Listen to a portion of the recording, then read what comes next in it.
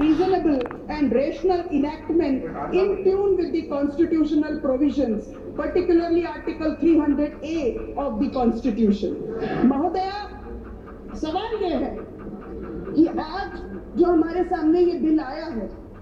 उसकी मुख्य बिंदु क्या है? बिल ने पहली बार ये ऐतिहासिक प्रयास किया है कि पुनर्वसन, पुनर्स्थापन और अधिग्रहण की पारदर्शी प्रणाली को एक साथ जोड़ा जाए। दूसरा, इस बिल की सबसे बड़ी खासियत यह है कि पहली बार किसी बिल ने सामाजिक impact assessment, social impact assessment पर बल दिया है और अधिग्रहण से पहले सोशल इम्पैक्ट असेसमेंट की जरूरत के बारे में इसमें रेखांकित करके कहा है। तीसरी सबसे बड़ी बात यह है कि ये ऐतिहासिक अन्याय को सुधारने की बात करता है। ऐतिहासिक अन्याय इस तरह से कि गत 5 वर्षों में जहां पर भी बिना किसी मुआवजे के, बिना किसी सुनवाई के अधिग्रहण हुआ, उनके साथ भी बिल के प्रारूपों के अंतर्गत अब उनके साथ भी उस परिस्थिति का निपटारा होगा। और इस मामले में ये ऐतिहासिक है कि इसमें केवल भूमि स्वामियों के हित की बात नहीं, भूमि पर आश्रित उन तमाम भूमि पुत्रों को ध्यान रखा गया है जिनकी आजीविका उस भूमि से जुड़ती हुई थी। वो चाहे बटाईदार के रूप में हो, चाहे खेतीहर मजदूर के रूप में हो, चाहे वहां पर काम करने वाले कारीगरों के रूप में हो या मछुआरों के रूप में रहे हो, जहां पर की पौंड है। तो ऐसी स्थिति में ये केवल और केवल भूमि स्वामियों को नहीं, बल्कि भूमि पुत्रों को भी लाभान्वित करने, उनको सशक्त करने और उनको ताकत देने का प्रावधान इस बिल के अंतर्गत किया गया है। इस बिल की एक और खासियत यह है कि आदिवासी अंचल में अनुसूची 5 और अनुसूची 6 के अंतर्गत आरक्षित इलाकों में जहां पर के extension of panchayat and scheduled area का कानून लागू होता है, पेशा के अंतर्गत और ग्राम सभाओं की मर्जी के बगैर किसी तरह की भी भूमि अधिग्रहण का मसौदा पूरा नहीं हो सकता। इसको सुनिश्चित इस बिल के माध्यम से किया गया है। और आदरणीय अध्यक्ष महोदया, इस बिल के माध्यम से मैं कहना चाहती हूं कि यूपीए की सरकार ने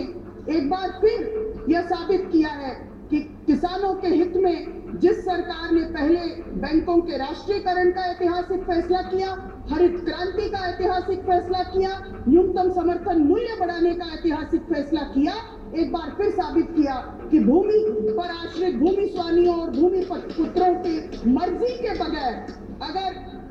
पीपीपी मोड की बात है तो 70%, और अगर निजी उद्योगों को सार्वजनिक उपक्रम के लिए लगाने के लिए 80% उनकी लोगों की सहमति के बगैर किसी तरह का अधिग्रहण संभव नहीं होगा। पहली बार ऐसा हुआ है कि न केवल भूमि के लिए कॉम्पनसेशन दिया जाएगा, बल्कि उसके साथ साथ अगर वहां पर फसल खड़ी हो तो उस फसल का जो नुकसान है उसका भी आकलन करके उसके लिए भी प्रावधान किया जाएगा। इसके साथ साथ मैं ये भी जोड़ना चाहती हूँ कि जो बहुफसलीय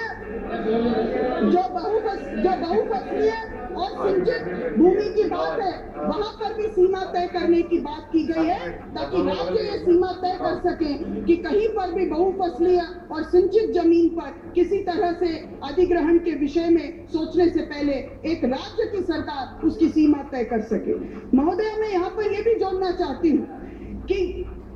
जो पिछले कानून के अंतर्गत सर्कल रेट के आधार पर मुआवजे का आकलन होता रहा है, वो बहुत गैर वाजिब तरीका हो सकता है। और आज जो तय हुआ है कि मुआवजे की रकम बाजार मूल्य की गणना करके दोनों में से जो ऊंचा हो, यानी बिक्री विलेखों के पंजीकरण के भारतीय स्टैंप अधिनियम 1899 में दिए भूमि के मूल्य या आसपास स्थित भूमि के पिछले 3 वर्षों की बिक्री विलेखों के शीर्ष 50% का औसत जो कुछ भी ऊंचा होगा वो दिए जाने का फैसला इस बिल के माध्यम से किया गया।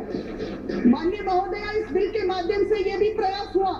कि जो प्रभावित किसान परिवार हैं उनको रोजगार मिल सके, अथवा एक मुश्त 5 लाख रुपए की राशि उनको मिल सके, अथवा 2000 रुपए प्रति माह के हिसाब से 20 साल तक उनको प्रावधान मिल सके। इसको भी इस बिल के माध्यम से सुनिश्चित किया गया। यह भी सुनिश्चित हुआ है कि अगर विस्थापन होता है तो ट्रांसपोर्ट और उनके आवाजाही के लिए और विस्थापन के लिए 50,000 रुपए उनको अलग से दिए जाए। महोदया, इसमें यह भी तय किया गया है कि यदि भूमि किसी तीसरे पक्ष को दी जाती है और फिर उसका और ज्यादा विकास होता है, विकसित होती है, तो उसका 20% हिस्सा उनको दिया जाए और 40% शहर का हिस्सा उनको दिया जाए, ये उसमें तय हुआ। और जो आश्रित परिवार 3 साल पूर्व से वहां पर उस जमीन पर रह रहे थे, उनको भी इसमें प्रभावितों की श्रेणी में शामिल किया गया है और उनको और आश्रित परिवारों को 1 साल तक 3000 प्रतिमाह देने का भी फैसला इस बिल के अंतर्गत हुआ। और महोदय, इस बिल के अंतर्गत खास तौर पर आदिवासी अंचल में जो विकास की योजना बनानी है, उसको बनाने के लिए विशेष तौर पर प्रावधान रखा गया ताकि लोगों को शामिल किए बगैर विकास की योजना न बन सके।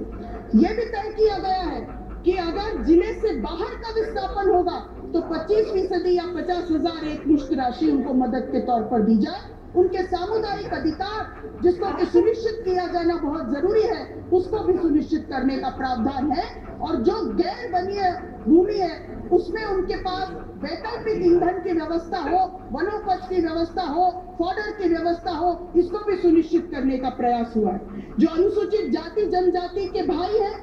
अगर उनकी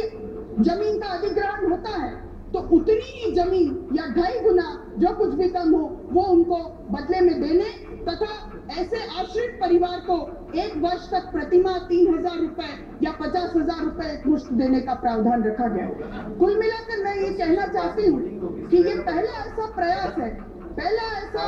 ऐतिहासिक प्रयास है जिसमें कि न केवल अधिग्रहण की प्रक्रिया में पारदर्शिता लाने का प्रयास हुआ है और उसको एक अधिकार के रूप में देखा गया है, बल्कि साथ साथ पुनर्वसन और पुनर्स्थापन को एक अधिकार के रूप में पहचाना गया। मैं मुझसे पहले बोलने वाले पूर्व वक्ता माननीय श्री राजनाथ सिंह जी से इस बात पर सहमत हूँ कि जब बड़े व्यापक पैमाने पर विस्थापन होता है, विस्थापन का दर्द पूरा का पूरा परिवार सहन करता है। और जैसा उन्होंने कहा,